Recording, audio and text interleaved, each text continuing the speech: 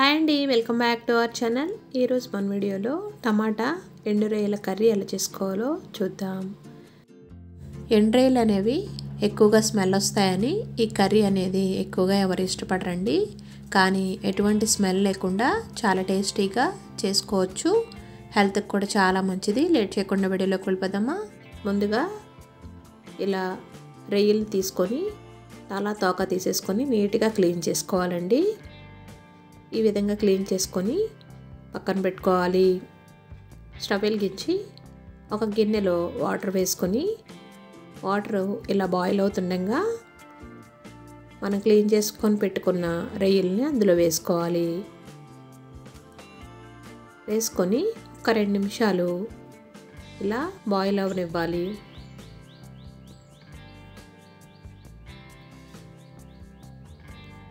రెండు నిమిషాల తర్వాత స్టవ్ ఆఫ్ చేసేసుకొని ఒక 5 నిమిషాలు అలా రొయ్యల్ని వాటర్లోనే ఉంచేసేయాలండి. ఇలా ఉంచడం వల్ల దీంట్లో ఉన్న డస్ట్ అంతా ఇసుక కానీ ఏమైనా ఉంటే అవి నీట్గా క్లీన్ అయిపోతాయండి. ఈ విధంగా వాష్ చేసుకోవాలి. ఒక 4-5 సార్లు తప్పకుండా బాగా కడిగి ఇలా నీళ్ళల్లోంచి వీటిని ఒక బౌల్లోకి తీసేసుకోవాలి.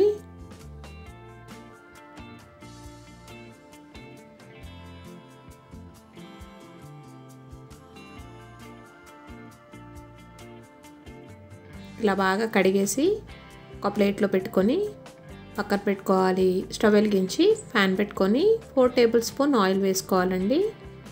ఆయిల్ హీట్ అయిన తర్వాత మనం క్లీన్ చేసుకొని పెట్టుకున్న రొయ్యలను అందులో వేసుకోవాలి. వీటిని బాగా దోరగా ఫ్రై చేసుకోవాలండి. ఇంచుమించుగా ఈ రొయ్యలు అనేవి కొంచెం క్రిస్పీగా అయ్యే వరకు ఫ్రై చేసుకోవాలి. ఈ విధంగా ఫ్రై చేసుకున్న రొయ్యల్ని ఒక బౌల్లోకి తీసేసుకుందాం.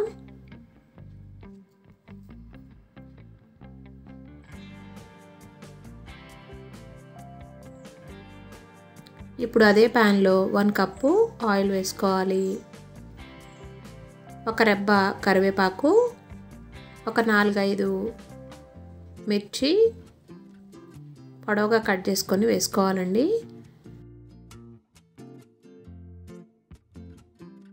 మూడు లేదా 4 ఉల్లిపాయల్ని చిన్న ముక్కల కింద కట్ చేసుకొని వేసుకోవాలి. దీంట్లో మనం ఎటువంటి వెజిటేబుల్స్ యూస్ చేయడం లేదు కాబట్టి గ్రేవీ కోసం ఎక్కువ ఉల్లిపాయలు పడతాయండి. నేను 4 ఉల్లిపాయల్ని చిన్న ముక్కల కింద కట్ చేసుకొని వేసుకున్నాను. వీటిని దోరగా ఫ్రై చేసుకోవాలి. ఆనియన్స్ ఈ విధంగా ఫ్రై అయిన తర్వాత ఒక 3 టమాటాలని పెద్ద పెద్ద ముక్కల కింద కట్ చేసుకొని ఇలా వేసుకోవాలండి. వేసుకొని బాగా కలుపుకొని ఈ టమాటాలు మెత్తగా మగ్గాలంటే దీంట్లో 1/2 టేబుల్ స్పూన్ పసుపు, 1/2 టేబుల్ స్పూన్ కళ్ళుప్పు వేసుకోవాలండి. ఇలా సాల్ట్ కళ్ళుప్పు యాడ్ చేసుకోవడం వల్ల టమాటాలు అనేవి తొందరగా మగ్గిపోతాయండి. వేసుకొని బాగా కలుపుకోవాలి. కలుపుకొని ఒక 5 నిమిషాలు మూత పెట్టుకున్నామంటే టమాటాలు మెత్తగా మగ్గిపోతాయి.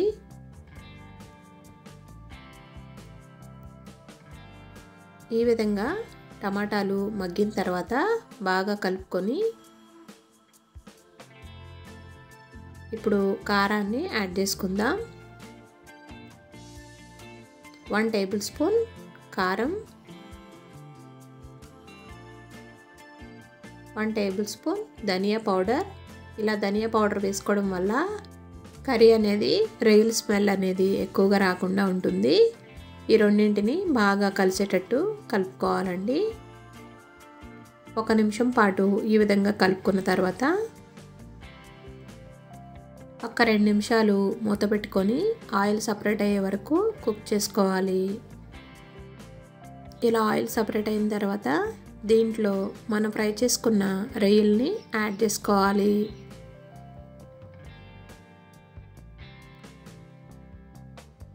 రొయ్యలు మొత్తం ఇలా వేసుకొని బాగా కలుపుకోవాలండి. ఈ రొయ్యలకి కారం పట్టే వరకు ఒక నిమిషం పాటు కలుపుకోవాలి.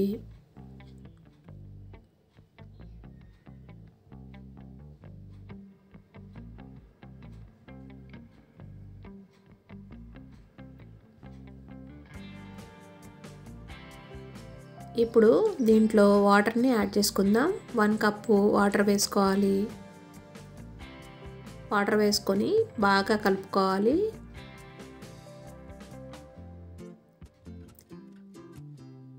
ఈ కర్రీలో మనం ముందు సాల్ట్ అనేది 1/2 టేబుల్ స్పూన్ వేసుకున్నాం కదండి. ఇప్పుడు ఒకసారి చెక్ చేసుకొని కర్రీకి సరిపడా కళ్ళుప్పు యాడ్ చేసుకుంటున్నాను.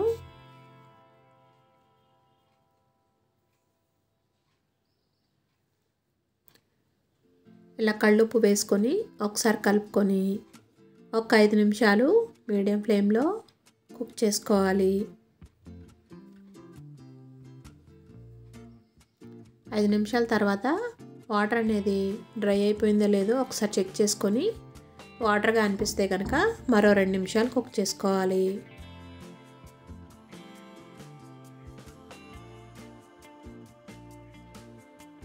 చివరగా కొంచెం కొత్తిమీరని యాడ్ చేసుకోవాలి. ఇలా కొత్తిమీర వేసుకొని బాగా కలుపుకొని స్టవ్ ఆఫ్ చేసేసుకుందాం. ఎంతో టేస్టీగా ఉండే టమాటా రొయ్యల కూర రెడీ అయిపోయిందండి. ఒక బౌల్లోకి సర్వ్ చేసుకుందాం. చాలా టేస్టీగా ఉంటుందండి. ఈ కర్రీ అనేది రైస్లోకి సూపర్గా ఉంటుంది. వీడియో కనుక నచ్చినట్లయితే ఒక లైక్ చేయండి. మీరు లైక్ చేయడం వల్ల ఈ వీడియో అనేది మరికొంతమందికి వెళ్తుంది. మీరు కనుక మన ఛానల్ని ఫస్ట్ టైం చూస్తున్నట్లయితే సబ్స్క్రైబ్ చేసుకోండి. ఫ్రెండ్స్కి రిలేటివ్స్కి షేర్ చేయండి.